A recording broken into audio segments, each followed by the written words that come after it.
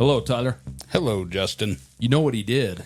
I do know what he did. He left all the people feeling so fine. Yeah, not talking, but spreading his magic. Yeah, that's what the wizard does. Exactly. All the people are happy when the wizard walks by, except for the demons. Yeah, the demons aren't happy. This is Justin and Tyler, and welcome back to Classic Vinyl Podcast. Thank you for joining us once again if you're listening to us. Today we're going to do Black Sabbath and one of their first release songs, The Wizard. What's your history with this song, Tyler? Okay, I've heard this song possibly once. Possibly. I've heard the intro to this song at least, 70 million and 4 times. And why would that be? It was the, I don't know if it still is, but it was the ringtone for when you were getting a phone call on your phone. Correct, phone. it was. I had the intro on this. And you're ringtone. You're a popular guy, Justin. You get calls all the time. So yes, I've heard the harmonica left and right. Let me give you a little history on Black Sabbath. They're an English rock band formed in Birmingham, England in 1968 by Tony Iommi, who played guitar, Bill Ward, the drummer, Geezer Butler on bass, and Ozzy Osbourne on vocals. And Iommi and Bill Ward, they were in a group together before Black Sabbath called Mythology. And that's how those two met, and they ended up forming Black Sabbath. Originally, Black Sabbath was known as Earth, was the band name. They had another name, too, and I can't quite recall what it was. So they came from Mythology, and now they're Black Sabbath. So did they have a, come to Jesus moment? They converted to Christianity? Something happened, okay. I'm not sure. Mount Olympus was in the past? Something like that. Okay. But they changed their name to Black Sabbath in August of 1969. Now, Tony Iommi, funny enough, he's the only constant member of Black Sabbath after a ton of lineup changes over the years. They've had a lot of singers and a lot of the same singers more than once, obviously Ozzy being one of them. Now, their first self-titled album, the funny thing is, and that's what this song is off of, it had very, very negative critical response, but it was actually a commercial success. And I think that's because of the newness of it and what this was and what it brought. A lot of people have said this band definitely brought in heavy metal and hard rock like any other, and I don't know if you can really dispute that. They're one of many bands, but definitely one of the first. Yeah, Mr. Iommi is heavily committed to heavy metal. He certainly is. And, of course, with Black Sabbath, you've got ominous lyrics and the music is filled with doom, and many people think it's satanic, but we both think that Ozzy is completely against Satan. He's taking us to church, people. Yeah, I think you really need to decipher his lyrics if you think that. But, with Black Sabbath, they were dismissed by most, if not all, rock critics and virtually had no radio play. The critics didn't like them, and they didn't want to have anything to do with them. Now, Tony Iommi wrote most of the music, while Geezer Butler wrote most of the lyrics for Black Sabbath. They started featuring tuned-down guitars on their third album, Masters of Reality. They're really well known for that and getting that deeper, darker sound. The band, all in all, sold over 70 million albums worldwide. They're certainly, without a doubt, one of the most influential hard rock, heavy metal bands, rock bands of all time, whatever you want to call them. Mm-hmm. Although they were ignored by the critics and ignored by radio overall, in the 70s, they were a pretty big band and sold over 8 million records alone in the 70s. And so it does go to show that new, good music can't be put down. Well, there's a very famous line that's from a good movie that you and I both adore. I guess the parents weren't ready for this yet, but the kids sure loved it. Yeah. Well, I think that's what it's about. So Ozzy Osbourne was fired from the band in 1979 because of his substance abuse. All in all, he recorded 9 albums with the band, 8 of them originally, and one called The End in 2016. Now, he was replaced by Ronnie James Dio was the lead singer, who recorded 4 albums with the band. Ian Gillan, who we know from Deep Purple, is the singer. He was in Black Sabbath from 82 to 84. They've had multiple other singers, Glenn Hughes, Tony Martin. Ozzy's rejoined multiple times, 97 to 06, and another reunion 10 to 14. So they've had a lot of singers over the years, but they are a very influential band, and I think it goes back to their original 5 or 6 first albums. So Black Sabbath, The Wizard, you want to get to the song review? Let's spin it. And now it's time for the song review.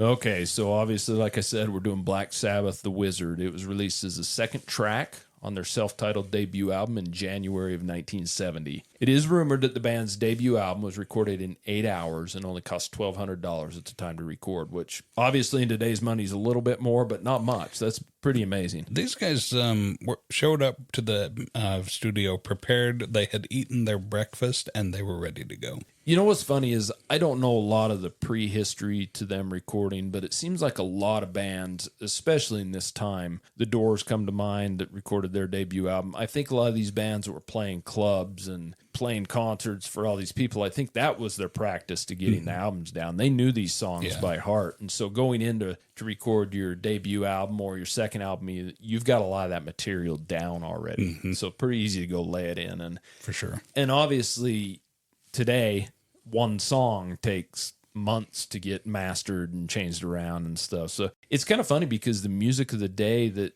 was recorded so quick is the music that still outlasts everything. So this song was released as a single later in France only for some reason on March 24th, 1970 with a song called Evil Woman as the B-side. The Wizard was also the B-side to the song Paranoid that was released on August 7th of 1970, and it actually reached number 4 in the UK and number 61 in the US, so it had a lot more success in the UK at the time. So the song is credited to the whole band, but the lyrics are written by Geezer Butler. The song is produced by Roger Bain. Ozzy Osbourne, he plays a harmonica part in the song, which is very prominent in this song. I don't think the song exists without that part. Oh, he's the lead singer and the lead harmonica, and that harmonica is the lead instrument. Yeah. And you can read the lyrics, but, you know, the song is basically about a wizard who uses his magic to encourage people that he encounters. Now, to encourage him to do what? I don't know. You decipher that for what it is. But it makes him feel happy. People feel good when he comes by. He does. And Geezer Butler has stated the lyrics were influenced by Gandalf from Lord of the Rings. He was really into that. And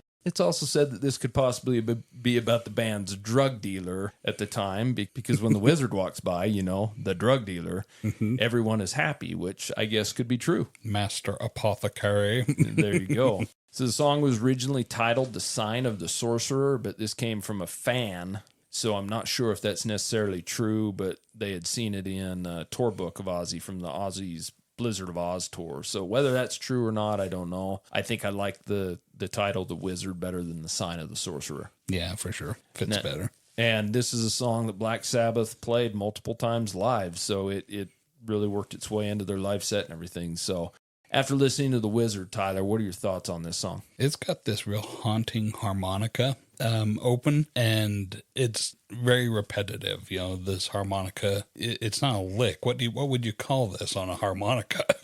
Well, I guess it's a lick. I guess it is a lick because the guitar joins in. Yeah. And you would definitely call it a guitar lick. And the thing that I like about the guitar licks is they've got this fluttering thing that they're doing that makes it sound really mystical, magical, you know. So it really fits with this this whole song and that theme of, you know, you got this wizard that's spreading magic, making people feel happy, making the demons worry. So once again, you know, we got our Ozzy Osbourne. The Reverend Osborne is preaching. But they do reference that he's got a cloak that you can hear the tinkling of a bell on his cloak. I don't hear any bell. I only hear a cowbell. Yeah, it's a long gray cloak and a tinkling bell. But, you know, maybe it's not meant to be heard in the song.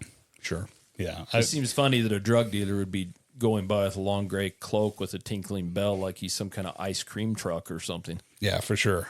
But hey, makes people happy. Speaking of ice cream trucks, we have an ice cream truck that comes around our neighborhood, and I'm a little sketchy, nervous about this guy because I've never seen him stop and like serve ice cream to people. He just drives around. It is a little sketchy. It's weird. Yeah. I wrote a note down here. There's kind of a War Pigs feel to the way that the instruments play in this song. The lyrics are very different from War Pigs. The music sounds along that same vein. So I'm thinking that, you know, these guys this is maybe foreshadowing of War Pigs coming, but you can see that these songs are cut from the same cloth, if you will.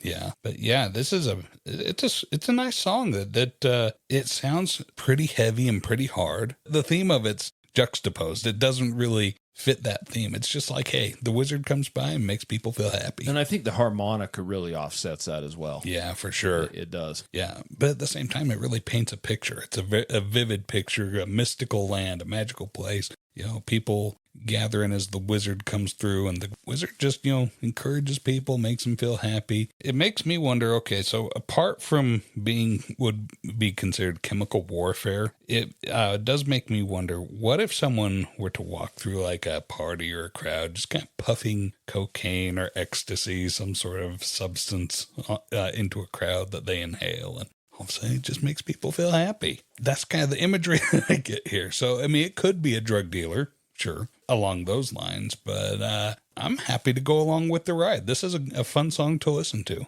and I look forward to listening to it over and over again. What do you think about this one, Justin? Well, I mean, you start off saying the harmonica opening, which I'm very partial to, obviously, is because I had it on my phone. Mm-hmm. This is one of the albums my dad had. I remember he had this album, and it never had a cover. It was just a loose vinyl. Oh, was it the single or was it the album? No, it was the full album. Okay. But I would listen to this song. I like this, and I liked the self-titled song Black Sabbath as well. Mm-hmm. I really listened to them a lot, and I just always liked that harmonica opening. And you said it was repetitive, but I don't think you meant that in a negative way. No. Because it goes on for about a minute. Mm-hmm. And the guitar kicks in, but the harmonica is featured throughout the song. But when the guitar kicks in with the harmonica, I really enjoy the way it sounds, because it is a deep, dark sounding song, but the harmonica really offsets that. I don't know, it plays it out really well. The guitar opening lick and everything is really good. It kicks back to the harmonica. It's got great bass in it. The guitar licks through the whole song are great. Mm-hmm. They sound really good, and I love the way they sound, especially before each verse. This song doesn't really have a chorus to it.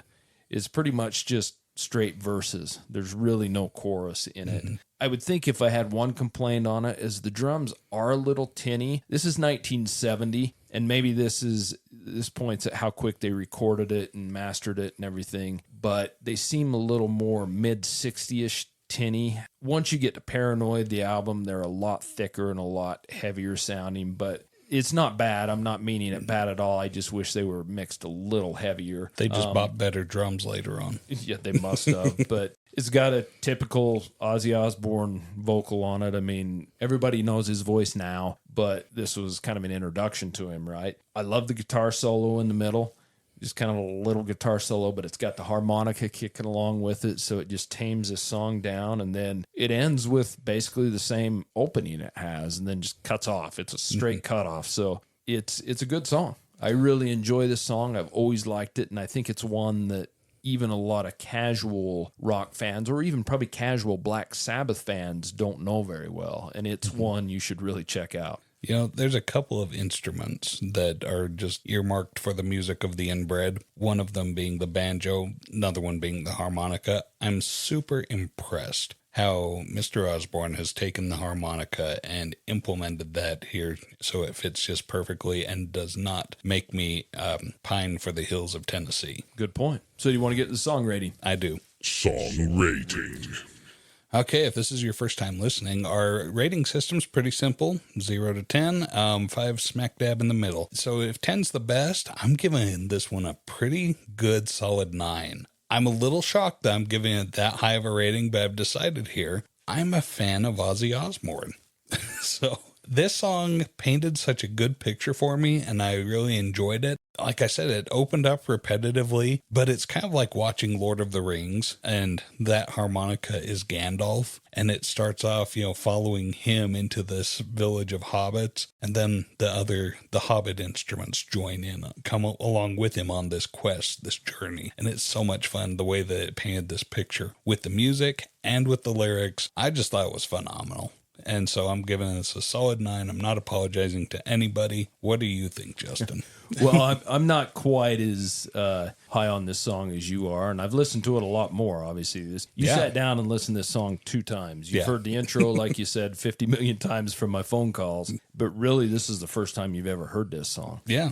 And I've listened to it for a lot of years. I give this song a solid 8. I really like this song. I'm a big Black Sabbath fan when it comes to, let's say, I'm maybe a bandwagon fan in a little bit because Paranoid, Masters of Reality are my favorite albums, which I'm sure that's what a lot of people are. But I really like the 2 songs off their debut album, and the rest of the album isn't bad either. But yeah, solid 8 for me. I really enjoy the song. I think it's something that if you haven't heard it, you need to go check it out because it doesn't get a lot of radio play or anything, even still to this day. For sure. But it's a good song, definitely. Yeah, I mean, I hear all kinds of Ozzy Osbourne and Black Sabbath songs. War Pig's probably the most common one that I hear over the sound waves, but this one, I don't hear it on the radio. And, you know, there's just something special and sweet about that, I think. I would say I probably hear Paranoid and Iron Man the most, and those are probably the 2 songs that I don't want to hear anymore just because they're overplayed, but I like their other stuff. So I'd forgotten all about Iron Man. You're absolutely right. That one's the big one. Yeah, but that's Black Sabbath and the Wizard, and shoot us an email. Let us know what you think. ClassicVinylPodcast@gmail.com. And like always, we really do appreciate you listening. It means a lot to us. And so until next time, we'll see you. See you later. Thank you so much for listening to Classic Vinyl Podcast. And don't forget to subscribe on Spotify or Apple Podcast or wherever you listen to your podcasts. Follow us on Instagram at Classic Vinyl Podcast for updates, and also share us with your music-loving friends.